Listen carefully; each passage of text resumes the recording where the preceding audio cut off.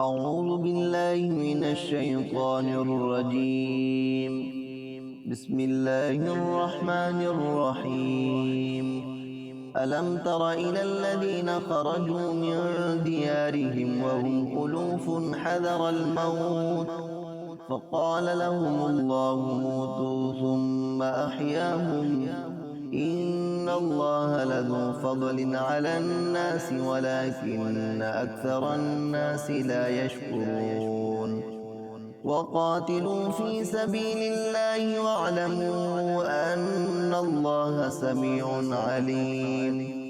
من ذا الذي يقرض الله قرضا حسنا فيضاعفه له أضعافا كثيرة والله يقبض ويبسط وإليه ترجعون. ألم تر إلى الملأ من بني إسرائيل من بعد موسى إذ قالوا لنبي له مبعث لنا ملكا نقاتل في سبيل الله قال هل عسيتم إن كتب عليكم القتال ألا تقاتلوا قالوا وما لنا ألا نقاتل في سبيل الله وقد أخرجنا من ديارنا وأبنائنا فلما كتب عليهم القتال تولوا إلا قليلا منهم والله عليم بالظالمين.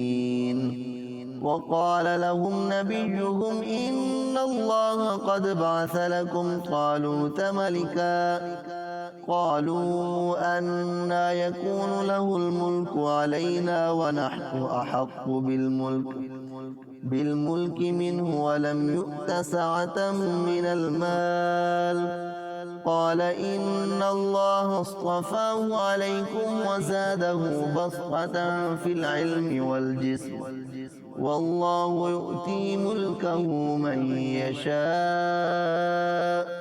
والله واسع عليم. وقال لهم نبيهم إن آية ملكه أن يأتيكم التابوت فيه سكينة من ربكم وبقية مما ترك آل موسى وآل هارون تحمله الملائكة إن في ذلك لآية لكم إن كنتم مؤمنين. صدق الله العظيم.